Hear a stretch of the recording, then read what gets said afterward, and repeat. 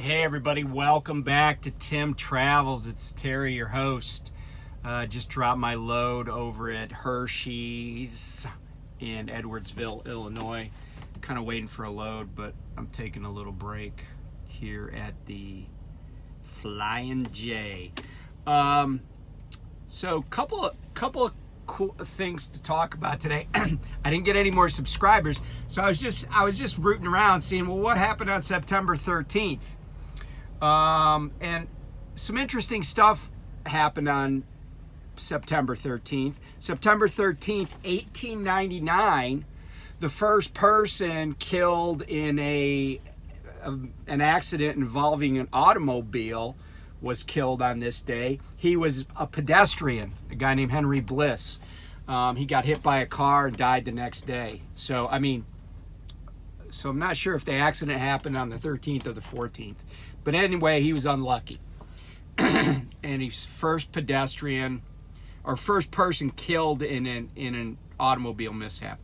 Also on this day in 1759, the British defeated the French in the Battle of Quebec, also known as the Battle of the Plains of Abraham. Plains of Abraham is actually describes the place and owner of the place where the battle took place. And this guy named Abraham Martin owned this farm where the battle was fought. It was not a long engagement. The British under Wolfe basically vanquished the French in about 15 minutes. The French withdrew from Quebec, and the British kind of took control of North America. Of course, 44 years later, the French would sell the Louisiana Purchase area to the United States. So even though the British got control of North America, they weren't going to keep it for very long, because by 1803, the United States was a nation and buying property from France. Also on this day in, I think 1916, Roald Dahl was born. And you may not know his name, but he's the guy that wrote James and the Giant Peach and Charlie and the Chocolate Factory. And but before that, he was, and I've mentioned this before, but he was a British aviator who was wounded during World War II in North Africa, and then he came to the United States to tacitly work at the British Embassy, but he was really committing espionage. And it was espionage in the form of trying to sway U.S. public opinion to support the war in Europe and to actually get involved, because there was this big pull between neutralists, people, actually America First Committee. Famous America Firster was Charles Lindbergh, and I've mentioned that before. But the British really did understand that there was a possibility that the United States would not get involved in the war in Europe. And of course, the recent history of that was that we had been involved in the war in Europe in 1917 and 1918. We had about 116,000 casualties in that short time that we were in World War I.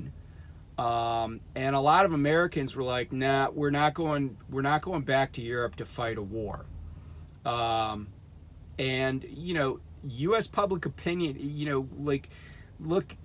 looking back on it, we're always talking about, oh, the home front, everybody sacrificed, everybody was, on board. But that really wasn't true. I mean, keep in mind, we had a draft, and, it really wasn't true that Americans were like, even after Pearl Harbor, right? It wasn't true that Americans necessarily wanted to go to war in Europe. Part of that was just not wanting to be entangled in foreign wars, which, a lot of Americans just were like, hey, that's between the Germans and the British and the French. We don't have a dog in that fight. And they felt like there was a lesson from World War I. But after Pearl Harbor was attacked, even after Pearl Harbor was attacked, there was still this idea that maybe we wouldn't fight in Europe. We would just, deal with the Japanese in the Pacific and let everybody else, kind of do their thing. However, the die was cast, we go to war. So that's a long explanation for Roald Dahl's birthday on the 16th, on September 13th, 1916. Also on this date, 1996, huge loss. Tupac was murdered on this date in 1996. So, let's talk about safety a little bit, and let's talk about some things that are coming down the pike from the FMCSA.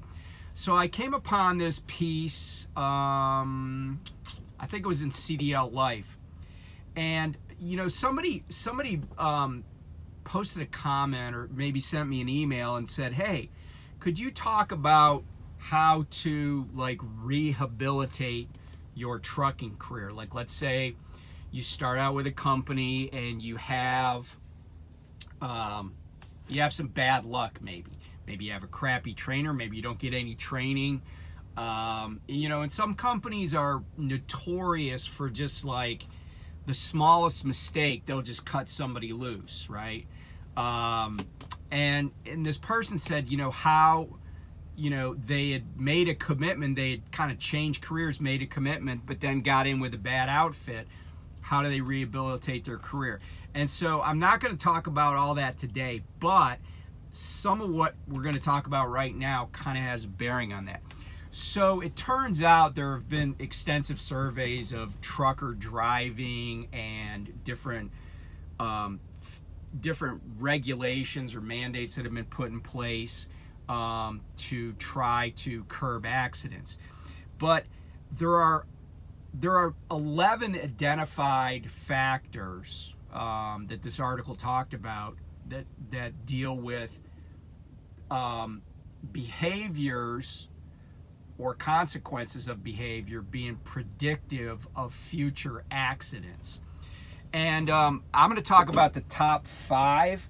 And these, it was kind of interesting, but so these are tickets, right? So if you get a ticket for these things, failure to yield right of way increases. So if you get a ticket for failure to yield the right of way, okay, so it could be you blow through a stop sign, a red light, there's a merging situation and you don't yield properly, it could be a 4-way stop, traffic circle, whatever.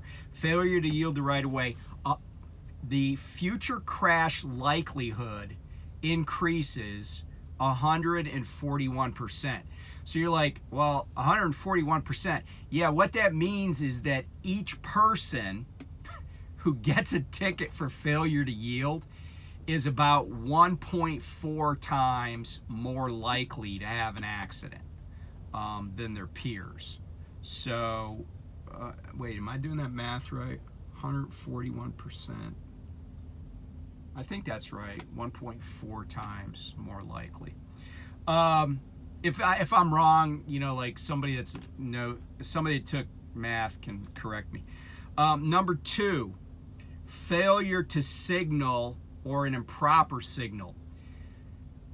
This is one of the things that irks me most about about truck drivers, is failure to signal and not knowing the correct signals to use in different situations. 116% future crash likelihood increase. So the guy, the people that pull sorry, I'm getting all choked up here.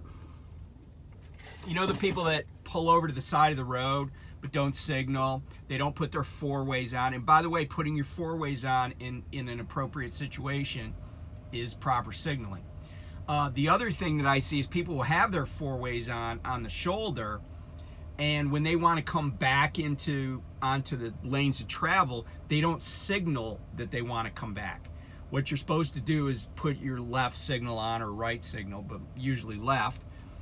And then when you get fully into the lane of travel, then shift over to your four ways until you get up to 40 miles an hour. But people that just jump on with their four ways, it's hard for other drivers, especially when you're a little ways away, to tell if they're still on the shoulder, unless you really notice a lot of movement. There are myriad situations like that, but 116%. A prior crash. So I don't know if this means a prior, because crash is kind of a weird term. Like crash could be like, I bumped into a trailer when I was parking a trailer. You know, like I scraped the side of a trailer. Well, that's technically, that's a crash, right? That's a mishap. It's a reportable incident. But I don't know if they're talking about crashes that resulted in tickets, or does it have to be, a more serious crash? They didn't say. I'm guessing at least, though, it's probably bumping into a trailer is probably not going to be 113% increase in likelihood of a future crash. So I apologize, I don't have more information on that. There wasn't a footnote. But since these were all these top 5 are things that people could get ticketed for, I think it's crash with a ticket. Reckless driving, 104% future crash likelihood increase. So what I said earlier about 1.4 times more likely, no. It would be 1.4 times more likely than it earlier was. So like if you get 2 of these incidents in the same traffic stop or whatever, I don't know, again, I'd need an actuary. Reckless driving is number 4. Number 5, failure to obey a traffic sign. Now, lower down on the list of these 11 was failure to obey a traffic control device. But think about this, failure to obey a traffic sign. I was going through a construction zone yesterday in Zanesville, Ohio. And first of all, the speed limits, so if you're speeding, then you have failed to obey a sign, right? That's pretty obvious, although they wouldn't cite you that way. It would be like you'd get a speeding ticket. But the other thing is, not once, not twice, but thrice, 3 times, there was a sign that said, trucks, left lane only, okay? So almost every truck was in left lane. Everybody's doing like the posted speed limit, which I think was 50 or 55.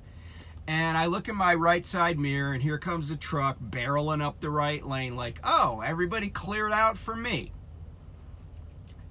That's a guy that, at least according to these numbers, higher likelihood of having a crash. Why? Because he didn't read the signs, and he's speeding in a construction zone.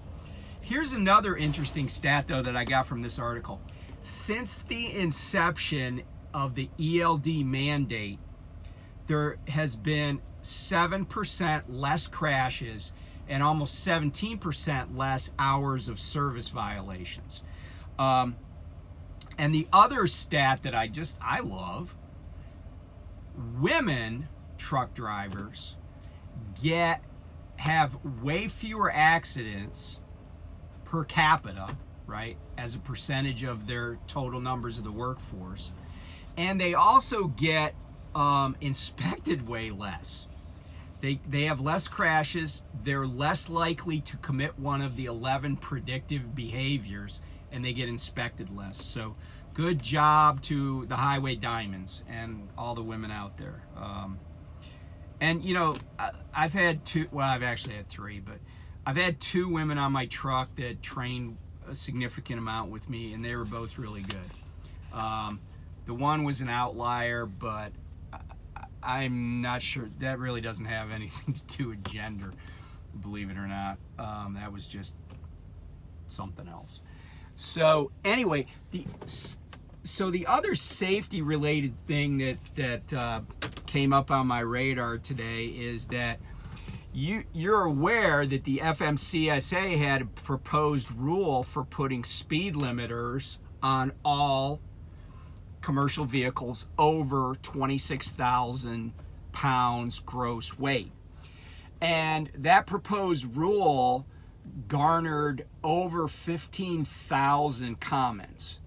And most of the comments, you know, and of course, OOIDA, as I call them, or OOIDA, they're opposed to any governors on trucks. Tons and tons of drivers submitted comments. But here's the thing. You know, I've read samplings of the comments, and you know, I really do think that a lot of the commenters did not do a good job of making a sound argument against speed limiters. You know, like some of the arguments were, well, what happens if there's two trucks going the exact same speed and they're side by side and it causes a traffic backup and then there's road rage and then people pass you on the shoulder? And I'm like, you know, that I've had people pass me on the shoulder when there was just another car in the left lane that wasn't going, you know, 85 miles an hour and is 65, and they wanted to pass, and they passed me on the shoulder. I've had motorcycles do it, I've had cars do it. It's just, and you know, I always just look and see if I'm in the middle of a car chase, because I have been in the middle of a car chase one time in Albuquerque. So I, you know, and then as far as the road rage goes, I mean, people are pissed no matter what you do. And here's the other thing. Think about, and I want you to think about this for a second. If truck speeds are limited, then no truck, theoretically, if all the trucks are moving at the highest possible speed, whatever that is, regardless of whether it's at or below the posted speed limit, no truck's going to catch another truck. Now, I know there's hills, there's, you know, this and that, but, you know, the idea that if everybody's governed at 60 or 65 or 68, whatever it is, that, you know, trucks are just going to be hanging in the, you know, they're just going to be drag racing for hundreds of miles. I mean, it just defies logic, right? Because we all know that it doesn't really happen now, you know? And so if somebody wants to back off, they can. If they don't want to, that's okay too. And by the way, it happens with cars. Have you ever pulled up behind a car going slow and then, excuse me, somebody's on their left, and so you get behind the car that's on your left because like, oh, I'm going faster than this guy on the right. I'll pass him. And then the guy in front is like, oh, let me just match his speed. It happens all the time. The truth of the matter, and then, you know, people talked about the 80 mile an hour speed limits. Okay, first of all, the vast majority of the roads in America do not have 80 mile an hour speed limits. Like, the percentage of roads with 80 mile an hour speed limits is less than 1%. You can check me on that. But even places where people think the speed limit is that high, a lot of times it's not. Here's an example. Wyoming and Utah. Yeah, there are places where the speed limit is 80 in Wyoming, but it's not as widespread as you might think. It certainly isn't all the way across I-80, for example. You know, I-80 is about 403 miles across Wyoming, and if I had to guess, I would say maybe 200 of those miles are at 80. And that's if the weather's fine.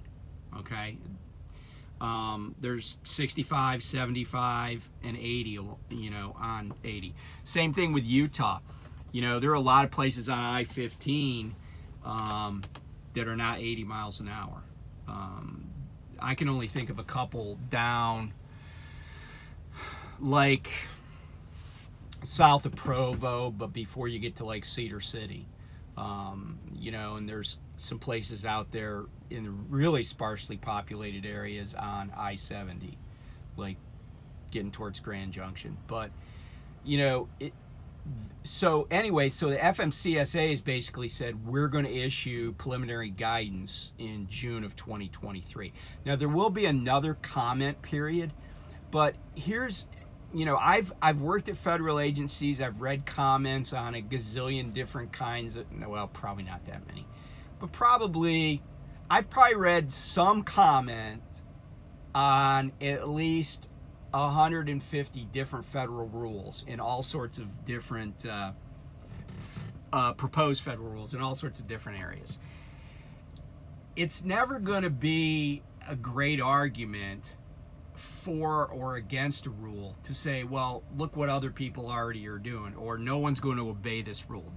It's like the cell phone rule, laws. Well, legislators passed them because it seemed like that's what they should do. Right? We all see people talk. It's the most violated law in America, probably. Seriously.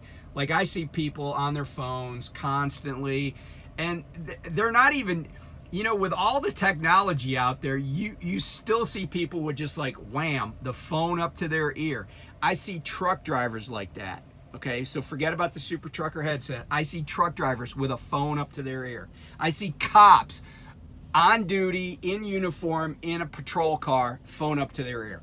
Like, that it's not going to stop this law from changing.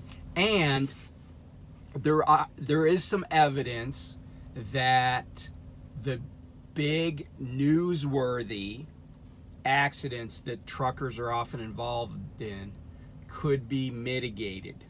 Maybe not prevented, but certainly mitigated. The damage could be mitigated by lower speeds. And the other argument, and again, this is just the stupidest argument, right, is if you govern speed, top speed, truckers will make up for the time they've lost by speeding through lower posted speed zones. So they'll, if a truck is governed at 65, then when there's a 55 zone, they'll just drive 65 to make up for the time. Newsflash, truckers do that anyway. The people that are out on the interstate doing, they're doing 80 and a 70, guaranteed that when it slows down to 55 in a construction zone, they're still doing 65. Okay? People that drive at high speeds, and don't get me wrong, I'm not saying people are doing this just to be, unsafe. I think there is a lot of pressure on drivers to get places in a certain window of time. But what'll have to happen, and what will happen, is that the shipping industry, not the trucking industry, but the shipping, logistics, distribution, whatever, they're just going to have to adjust their expectations. Like, there's no LTL company that can survive with their current schedules at 65 miles an hour. Because if you drive 65, every LTL company in America, other than maybe Yellow and maybe like USF Holland, those guys may be the same company, but everybody's passing you. Old Dominion's passing you, Estes is passing you, Expo's passing you, UPS, even FedEx Freight, everybody's passing you. FedEx Ground certainly, because they're contractors. Everybody's passing you with doubles if you're driving 65. So it'll just be a paradigm shift. But I'm very confident it's coming. I would be surprised if it's as low as 65. But I wouldn't be surprised that it's no higher than 70. I think if you're used to running over 70, you either need to, get your truck out and set it on fire and protest. You need to take the CPA exam, or you need to get certified to drive a school bus, because if you made a living driving 80, 85, 90, I've seen people going that fast. I can see it on my dash. then you're going to have to find a new line of work, because I am very certain it's going to be not greater than 70. So anyway, thanks for tuning in. Got to meet some nice people recently who watch the channel, so I appreciate them. I appreciate all the support. And by the way, if you're thinking about coming to Prime and I am part of your decision, hopefully in a good way, let me know, and I would like it if you use my driver code. But even if you don't want to use my driver code, I still like to be a positive influence. So anyway, I will talk to everybody soon. Be safe, and catch you next time on Tim Travels. Bye.